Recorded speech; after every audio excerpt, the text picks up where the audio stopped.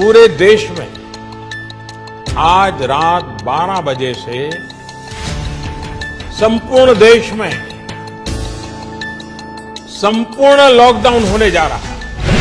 तो सुना आपने प्रधानमंत्री नरेंद्र मोदी को, उन्होंने कहा है आज रात 12 बजे से पूरे देश में संपूर्ण लॉकडाउन।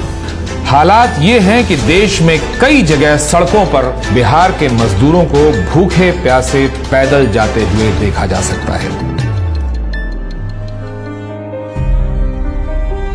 जान हथेली पे देख के जा रहे हैं, न पहनने को, न खाने को, न कुछ।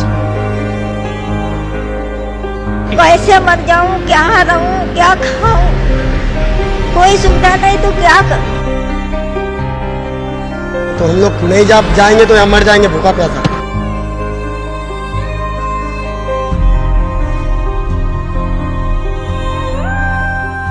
मेरा हस्बैंड खत्म हो गया, मेरा बाबू चला गया हमको छोड़ के। कोरोना से जंग में भी देखिए बिहार अस्पताल खुद बीमार है, अस्पतालों के हालात बता रहे हैं कि मरीज भर्ती हो जाएं तो वो भगवान भरोसे ही घर वापस हो पाएंगे। पटना के अस्पतालों में ऑक्सीजन की कमी है, अस्पतालों ने मरीजों को लेना बंद कर दिया है।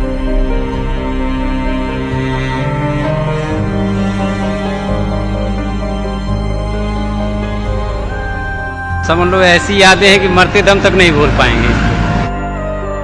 कोविड विश्वव्यापी समस्या थी, संकट आया, सबको कष्ट हुआ, लॉकडाउन हुआ, त्राही त्राही मची।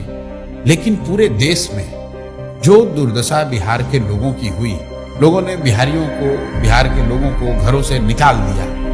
लोगों को बस तक नहीं मिला, ट्रेन नहीं, गाड़ी नहीं, पैदल चल के बच्चों को लेकर अपनी पोटली, अपनी जीवन की पूरी कमाई, जमा पूंजी लेकर हजार हजार किलोमीटर महिलाएं, बच्चे पैदल चलकर आए।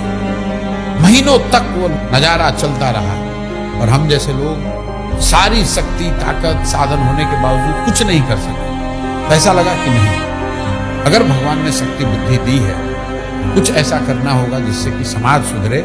नेताओं को जिताते हराते रहने से कुछ नहीं होगा। मेरा मोह भंग हुआ, फिर साल भर अपने लिए रखा, सोचने के लिए, समझने के लिए कि क्या करना है, कैसे करना है। और तय करके जब 2 मई 2022 को मैं आया बिहार में, 2 अक्टूबर से गांधी आश्रम पश्चिम चंपारण से पदयात्रा शुरू करेंगे। हर गांव, हर शहर, हर गली, हर मोहल्ले, हर पंचायत में पहुंचने के लिए पूरे बिहार में एक बार जाने का प्रयास करेंगे। जन सुराज क्या है? ये समाज की मदद से एक नई राजनीतिक व्यवस्था बनाने का प्रयास है। लहरा दो, सरकशी का परचम लहरा दो, गर्दिश में फिर अपनी सरजमी का परचम लहरा दो। पूरे बिहार में 3 बरस पैदल चल के आपके गांव समाज को मत कर आपके बीच से ऐसे आदमी को चुन कर निकालेंगे जिसके पीछे अपना पूरा पैसा, शक्ति, ताकत, बुद्धि सब लगाएंगे और आपके आशीर्वाद से उसको जिता कर लाएंगे। वोट चाहे जिसको भी दो, एक बार वोट अपने बच्चों के लिए।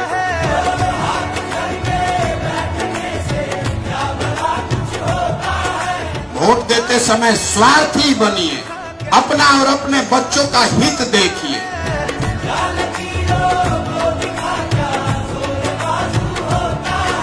जन सुराज पदयात्रा किसी और पदयात्रा से बेहद अलग है। इसका लक्ष्य सुर्खियां बटोरना नहीं, लोगों के बीच जाना था। उन लोगों की समस्याएं, उनका दुख समझना था जो आजादी के 7 दशक बाद भी मुख्य धारा में नहीं पहुंच पाए।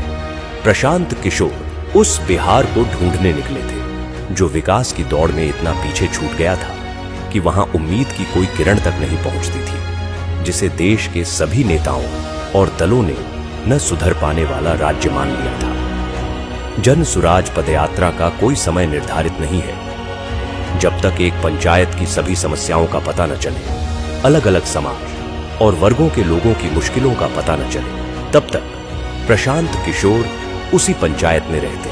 बिहार में ये पहली बार हो रहा था कि कोई व्यक्ति पायदान में खड़े आखिरी शख्स तक पहुंच रहा था, उससे बात कर रहा था।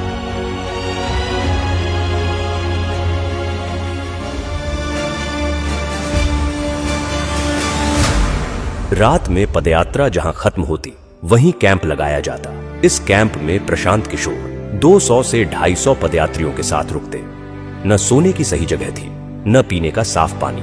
कैंप में सुविधाओं का अभाव था, लेकिन बिहार में बदलाव लाने के हौसले के आगे ये तकलीफें असर नहीं करती थी। सुबह होते ही कैंप में गांव वालों का आना शुरू हो जाता। प्रशांत किशोर उनसे मिलते और उनकी समस्याओं पर बात करते। लोगों को यकीन था कि कोई सुने न सुने प्रशांत किशोर उनकी आवाज सुनेंगे और उनका दुख दूर करेंगे।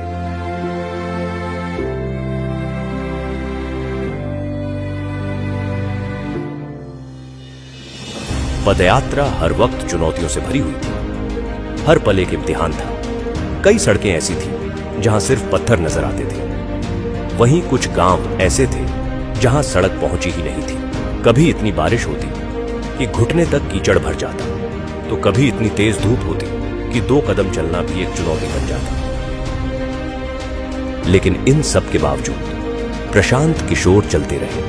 तेज धूप, कड़ाके की ठंड या मूसलाधार बारिश, हालात कोई हो, प्रशांत किशोर का मनोबल नहीं तोड़ सका। हर दिन प्रशांत किशोर 20 से 25 किलोमीटर पैदल चलते, लोगों से मिलते, छोटे छोटे समूहों में लोगों से बात करते। जो पदयात्रा महज कुछ लोगों के साथ शुरू हुई थी, अब उसमें लोग दूर दूर से आकर जुड़ने लगे। प्रशांत की आवाज पूरे बिहार में गूंजने लगी। वो जहां जाते, लोग उनकी बात सुनने के लिए इकट्ठा हो जाते। जिस मुखिया को, विधायक को जात और धर्म के नाम पर 500 रुपया और मुर्गा भात के लालच में आप वोट देते हैं, वही आदमी जब जीत कर आता है, आपके हलक में उंगली डाल के 5,000 10,000 रुपया निकालता है और आप बाप बाप चिल्लाते हैं कि भैया बड़ा भ्रष्टाचार।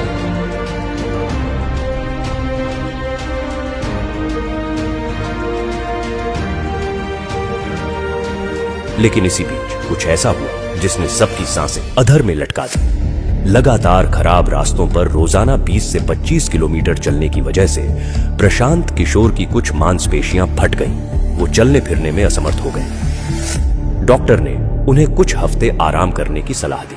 समस्तीपुर में जब एंट्री हो रही थी, वैशाली से हम लोग समस्तीपुर की तरफ बढ़ रहे थे, तो शाम के बाद अचानक से हमारी नजर जब प्रशांत किशोर पर पड़ी तो उनके पैरों में बहुत तकलीफ थी। मतलब वो जूझ रहे थे उस तकलीफ से, उनसे चला नहीं जा रहा था। और चूंकि वो बहुत संकल्पित थे और जैसा कि सबको पता है वो बहुत जिद्दी आदमी है, 5-6 किलोमीटर का डिस्टेंस अभी और रह गया था। बावजूद इसके कई लोगों ने आके बताया, हम लोगों ने कहा कि भाई आपसे नहीं चला जा रहा है तो आप किसी गाड़ी पे बैठ जाइए, वहां से हम लोग चलते हैं। लेकिन तब भी उन्होंने उसको किसी तरीके से कंप्लीट किया। शाम को जब पदयात्री आपस में बैठ के बातचीत कर रहे थे तो ये बातचीत चल रही थी, सब मायूस थे और एक बार के लिए लग रहा था कि अब शायद ये पदयात्रा कभी ना चले, जितना तकलीफ में प्रशांत किशोर उस वक्त दिखाई पड़ रहे थे। लेकिन महज कुछ दिनों के बाद ही उतने ही उत्साह के साथ उसी मोरवा ब्लॉक के लरुआ गांव से पदयात्रा फिर से शुरू होती है। तो वहां महिलाएं उनको आशीर्वाद देने के लिए लगातार आए हैं। सबकी आंखों में आंसू है, इमोशनल है। जैसे ही पदयात्रा चलती है, कई लोग उनको गले लगा लेते हैं, कई महिलाएं उनके सर पे हाथ रख देती है उनको आशीर्वाद देने के लिए। बुजुर्ग आके बात करते हैं और गांव में भी एक उत्साह का माहौल होता है कि जिस व्यक्ति को यहीं पे चोट लगी थी वहीं से उनकी शुरुआत हो गई।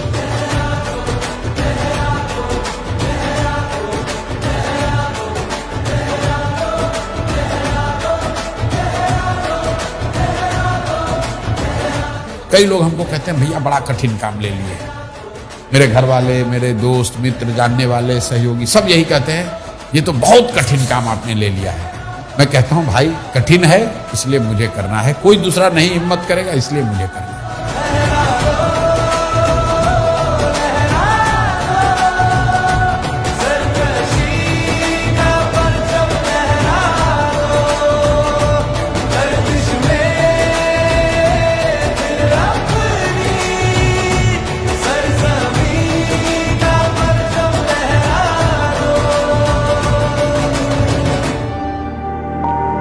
पदयात्रा के दौरान प्रशांत किशोर की पहचान एक नए बिहार से हुई। वो बिहार जो आंकड़ों से कहीं ज्यादा गरीब है। बिहार जितना आंकड़ों में गरीब दिखता है और जब आप उसको इन पर्सन फील करते हो तो दोनों में जमीन आसमान का फर्क है। क्या वो इन पर्सन और भी ज्यादा बहुत भयानक दिखता है।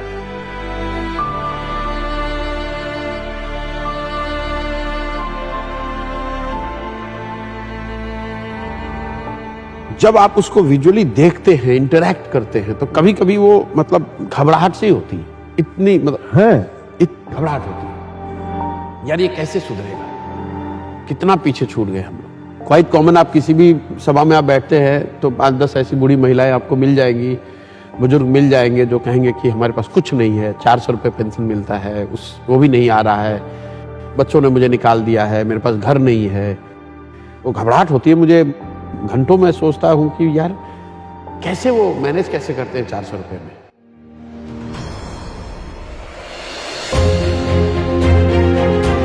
दो सालों की पदयात्रा में प्रशांत किशोर ने लोगों को जागरूक किया, उन्हें अपने वोट की सही ताकत का एहसास करवाया, उन्हें बताया कि उनका और उनके बच्चों का जीवन बदलने का तरीका है सही मुद्दे पर वोट देना। लेकिन हर जगह लोग यही कहते कि उनके पास विकल्प नहीं है। इसके अभाव में हर बार उन्हें न चाहते हुए भी उन्हें कुछ दलों को वोट देना पड़ता है। इसी सवाल के गर्भ से निकला जन सुराज अभियान को राजनीतिक स्वरूप बनाने का विचार। जन सुराज के 1 करोड़ से ज्यादा संस्थापक सदस्यों के साथ चर्चा की गई, हर बात पर बारीकी से बात की गई और इसके बाद सबकी सहमति से तय हुआ कि इस अभियान को अब राजनीतिक दल का स्वरूप देना जरूरी है ताकि बिहार की विकल्पहीनता खत्म हो। 25 में बिहार में नई व्यवस्था बननी है। आपने हाथ में राखी बांधी है, तब आपका हाथ पकड़ रहे हैं और भरोसा रखिए आपको भी हारने नहीं देंगे। 2025 में जनता का राज बनाए।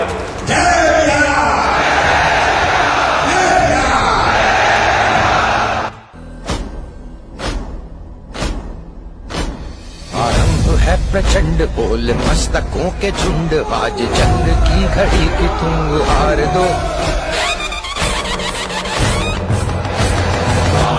है प्रचंड बोल मस्तकों के झुंड, आज जंग की घड़ी की तुम हार दो।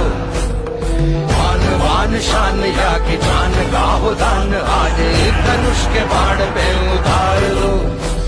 आरंभ है प्रचंड, मन करे सो प्राण दे, जो मन करे सो प्राण ले, वही तो एक सर्वशक्तिमान है। विश्व की पुकार है, ये भागवत का सार है कि युद्ध ही तो वीर का प्रमाण है। जो लड़ सका है वो ही तो महान है। जन सुराज को आधिकारिक तौर पर जन सुराज पार्टी के तौर पर स्वीकार कर लिया गया है।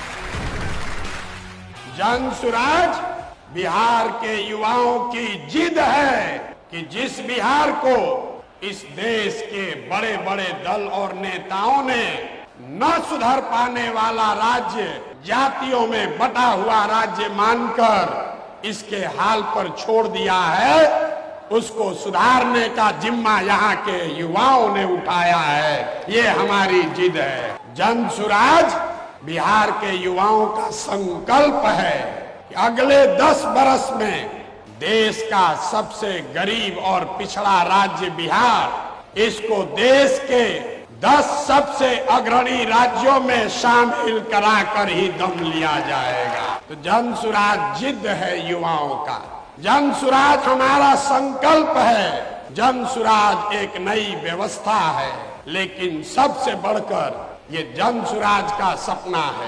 अपने जीवन काल में हम लोग ऐसा भी दिन देखना चाहते हैं जब हरियाणा, पंजाब, गुजरात, महाराष्ट्र से लोग बिहार में रोजी रोजगार करने आए, तब मानेंगे कि बिहार में विकास हुआ है। होना चाहिए कि नहीं होना चाहिए? होना चाहिए कि नहीं होना चाहिए?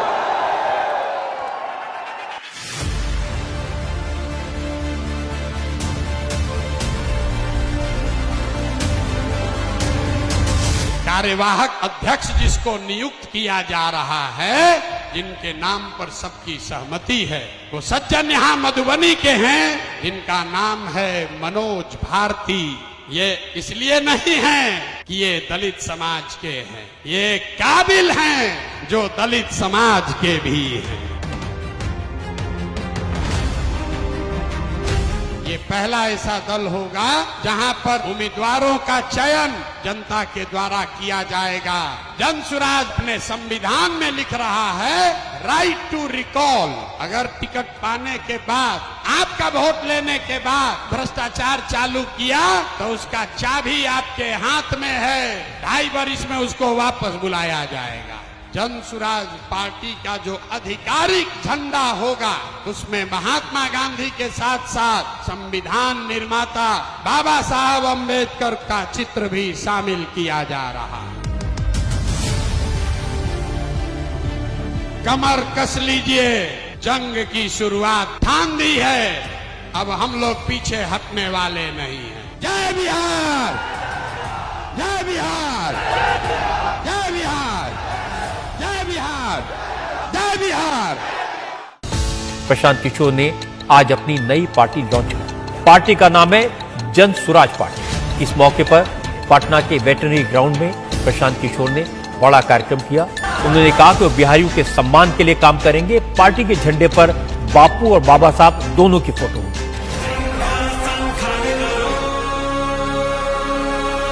मैं यहाँ से यात्रा पर निकलूंगा और आपके घर, आपके गांव आऊंगा, ये हमको रोक नहीं सकते हैं।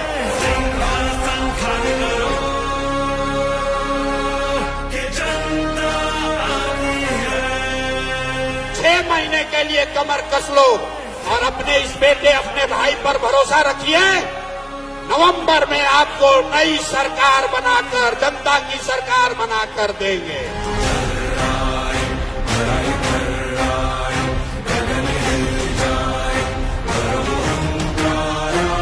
आप हमारे साथ आइए, हमारे साथ आइए और पूरे देश के राजनीति का निडिल घुमाकर अगर बिहार के ओर न कर दिए तो आपका बेटा नहीं।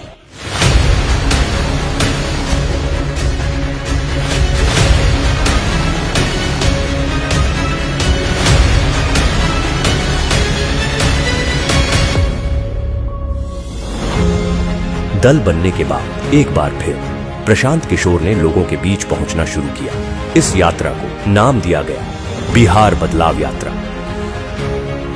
मकसद वही था, दशकों से विकास की दौड़ में पीछे छूट रहे बिहार के लोगों को बताना कि वो गरीबी और बदहाली से कैसे निकल सकते हैं। लोगों को ये एहसास दिलाना कि वो अपने वोट की ताकत से बिहार में कैसे बदलाव ला सकते हैं।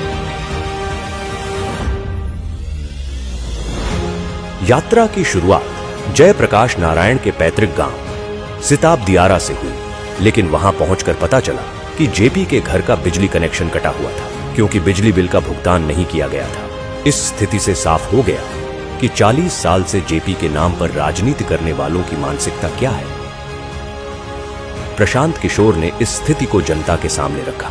भाई बताइए, जेपी के घर में भारत रत्न आपने दे दिया, आप जेपी की महिमा मंडन कर रहे हैं, नाम पर कुर्सी पर बैठे हुए हैं और उनके घर में बिजली नहीं है, अंधेरा रहता है। इससे ज्यादा दुर्भाग्य की बात क्या हो सकती है। नतीजा यह हुआ कि जेपी के घर की बिजली बहाल हुई। इस तरह बिहार को बदलने की यात्रा की शुरुआत जेपी के घर की स्थिति बदलकर हुई। 1 साल से कटी हुई है डिस्कनेक्ट में। आज प्रशांत साहब आए हुए हैं तो बिजली चालू हो गई यहाँ पे। बिहार बदलाव यात्रा ने इस बात को साफ कर दिया कि प्रशांत किशोर ने लोगों के मन में उम्मीद भर दी है।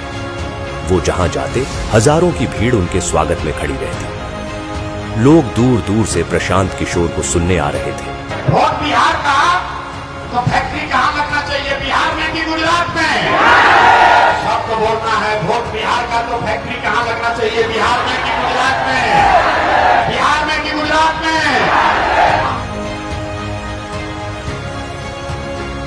नीतीश कुमार को रखना है कि हटाना है? रखना है कि हटाना है?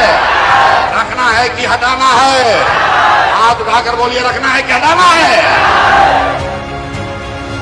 सभाओं में जन सुराजियों की ऐसी भीड़ उमड़ती कि लोग देखकर दंग रह जाते। सबके मन में सिर्फ एक ही उम्मीद कि प्रशांत किशोर बिहार में बदलाव लाएंगे। बिहार में बदलाव होना चाहिए कि नहीं होना चाहिए? होना चाहिए। अभी होना चाहिए कि 5 वर्ष के बाद? अभी कि 5 वर्ष के बाद? सब लोग तैयार है? अगर सब तैयार है तो हमसे गारंटी ले लीजिए, छठ के बाद किसी का बच्चा बिहार से बाहर पढ़ने के लिए और रोजगार के लिए नहीं जाएगा।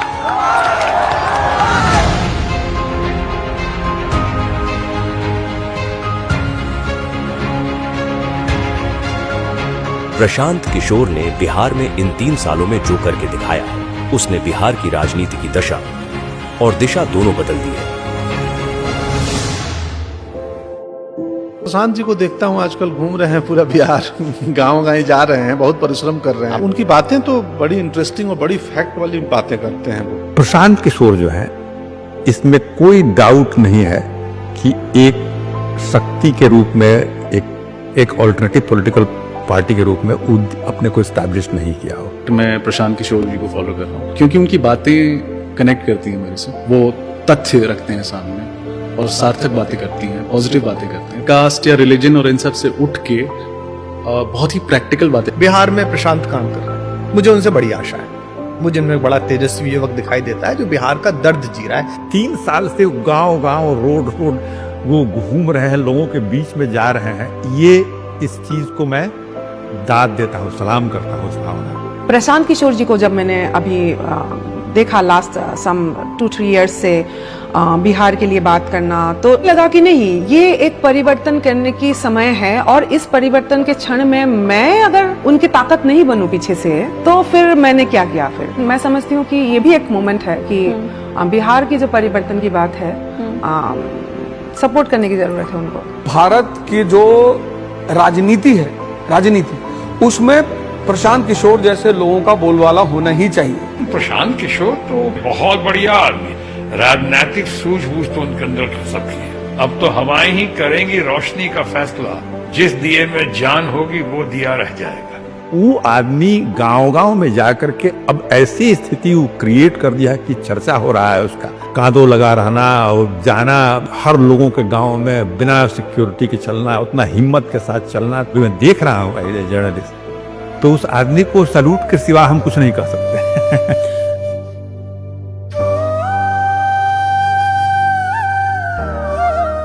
जीवन में मेरे पास जो कुछ भी है वो सब कुछ मैंने इसमें दाव पर लगाया है, अपना सब कुछ झोंका है इस पर, और ये तय करके आए हैं कि चाहे जो भी करना पड़े, किए बगैर मानूंगा नहीं।